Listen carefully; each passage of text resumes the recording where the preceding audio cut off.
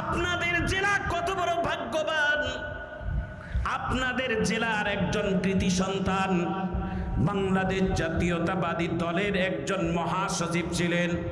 দীর্ঘদিন তিনি অত্যাচার, নিপীড়িত, নির্যাতনের শিকার হয়েছেন। জোরে কোন ঠিক কিনা? এত নিপীড়ন নির্যাতন হওয়ার পরও দলটাকে আঁকড়াই ধরেছিলেন। বিপদের সময় তিনি বন্ধুর পরিচয় দিয়েছেন।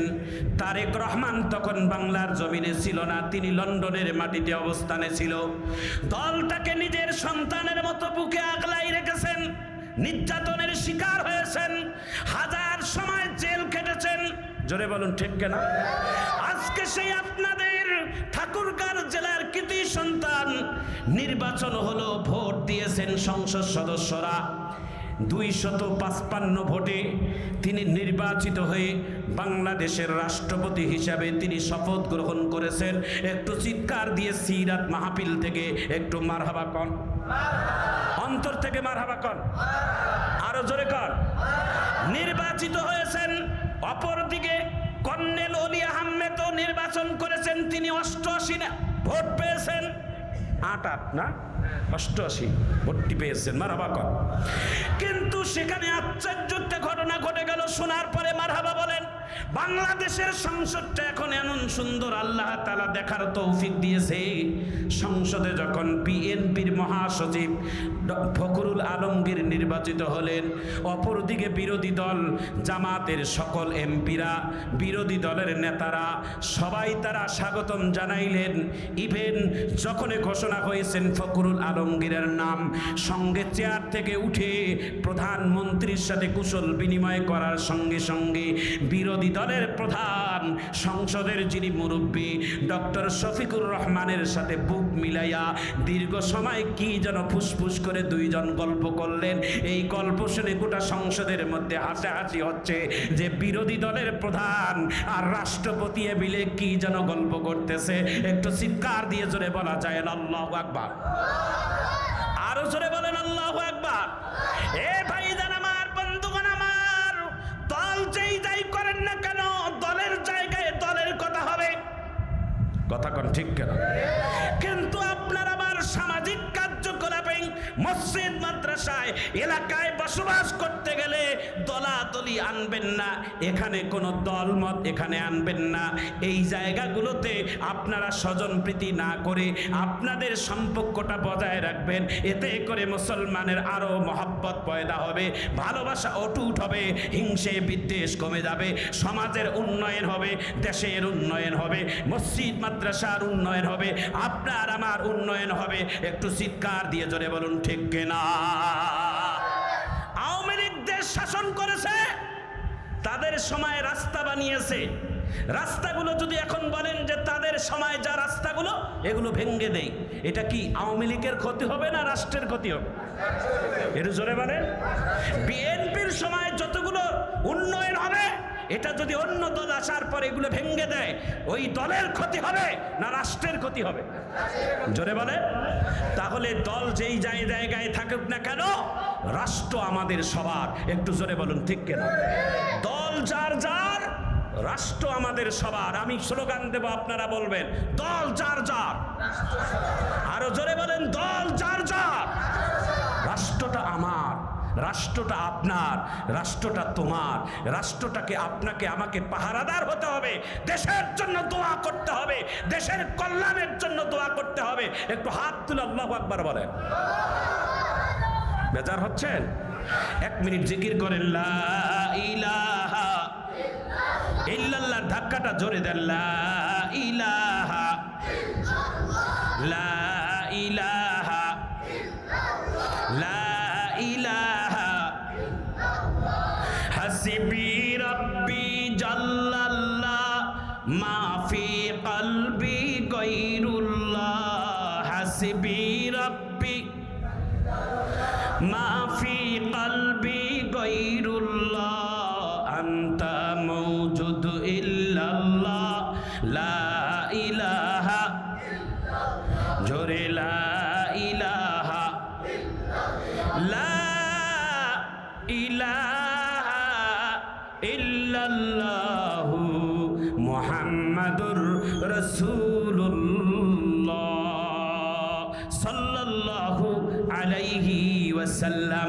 একটু সবাই জবান খুলে বলেন মারহাবা, আরো জোরে বলেন মারহাবা। বেজার নাই তো? আমি কথাটা বলছিলাম, এই কথাটা ছেড়ে দিয়ে অন্যদিকে গেলাম। বনি ইসরায়েলের সেই গুনাহগার ব্যক্তিটা কে, যার জন্য পয়গম্বর মুসা কালিমুল্লাহর দোয়া আল্লাহর কাছে কবুল হচ্ছে না? এই পাপাচার লোকটাকে কি এমন অন্যায় করেছে, কি এমন পাপ করেছে, যার কারণে আল্লাহর পয়গম্বরের দোয়া আল্লাহর কাছে কবুল হয় না, রহমতের বৃষ্টিও হয় না, সালাতুল ইস্তিসকা নামাজ হওয়ার পরও দোয়া কবুল হচ্ছে না?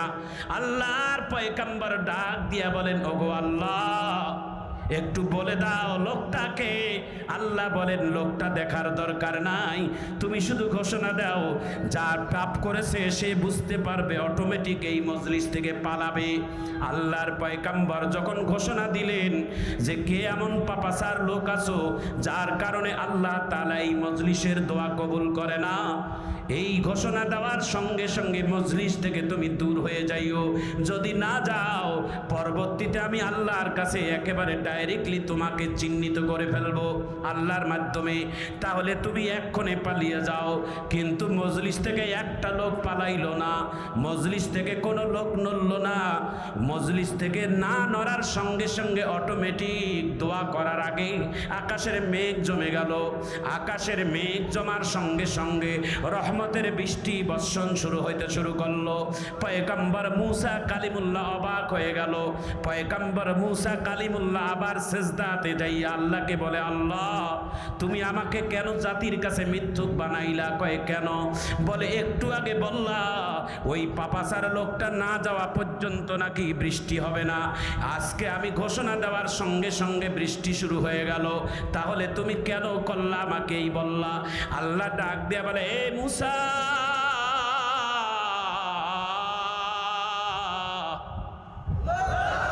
আমি আল্লাহ সেই আল্লাহ, আমি আল্লাহ সেই আল্লাহ। কুল ইয়া ইবাদিয়াল্লাযীনা আসরাফু আলা আনফুসিহিম লা তাকনাতু মির রাহমাতিল্লাহ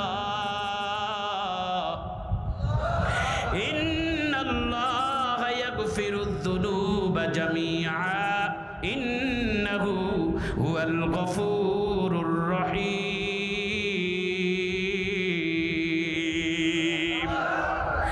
আল্লাহ, কেন তুমি আমাকে বনি ইসরায়েলের কাছে তুমি আমাকে মিথ্যুক বানাইলাম? কেন তুমি লোকটাকে না সরতে আবার বৃষ্টি দিয়ে দিলাম? কেন পাপাচার লোকটাকে চিহ্নিত করলা না? জাতির কাছে আমাকে মিথ্যুক বানিয়ে দিলা। আল্লাহ ডাক দিয়া বলে, পয়গম্বর, তুমি যখন ঘোষণা দিয়েছিলা, ওই মজলিসকে লক্ষ্য করে যখন তুমি ঘোষণা দিয়েছিলা, ওই পাপাচার লোকটা জমিনের দিকে তাকাইয়া, আল্লাহর জমিনের দিকে তাকাইয়া মনে মনে তওবা করে বলছে, আল্লাহ গো, যদি তুমি আমাকে এতগুলো মানুষের মধ্যে যদি তুমি আমাকে পাপাচার বলে যদি পরিচিত করে দাও, তাহলে তো তোমার কোনো লাভ হবে না, লসও হবে না। আমি তো তোমার বান্দারে আল্লাহ, আমি কথা দিলাম, আজকে আমি যদি এই জায়গার মধ্যে থাকা অবস্থায় যদি আকাশের থেকে রহমতের বৃষ্টি যদি হয়ে যায়, আমি কথা দিলাম আমি আর কোনোদিন পাপের সাথে আমি জড়িত হব না, আমি কোনো গুনার সাথে জড়িত হব না, আমি আর কোনো অন্যায় করব না। আজকে থেকে আমি তওবা করে নিলাম, আমি পবিত্র হব, পবিত্র জীবন গড়ব। এই মুসা এই কথাটা বলার সঙ্গে সঙ্গে তার জীবনের সমস্ত পাপগুলোকে আমি আল্লাহ তাআলা গোপনে ক্ষমা করে দিয়েছি। আমি আল্লাহর পক্ষ থেকে যখনই ক্ষমা হয়ে গেছে, সঙ্গে সঙ্গে আল্লাহ রহমতের বৃষ্টি শুরু হয়ে গেছে। এনার নাম হচ্ছেন আমার আল্লাহ। হাত উঁচু করে আল্লাহু আকবার বলেন না কেন? আরো জোরে আল্লাহু আকবার বলেন। আজকের মজলিস থেকে আমরা ক্ষমা পাবো। একটু জোরে বলেন ইনশাআল্লাহ। আরো জোরে বলেন ইনশাআল্লাহ। আর 10টা মিনিট অপেক্ষা করেন, সামনে চোখের পানি পড়বে। এক ফোঁটা চোখের পানি এই সিরাত মাহফিল থেকে ফেলাবেন, আল্লাহর কাছে দোয়া করবেন। কারণ পৃথিবীতে যত জিনিস আছে, সব থেকে পাওয়ারফুল জিনিসের নাম হচ্ছেন বান্দার চোখ।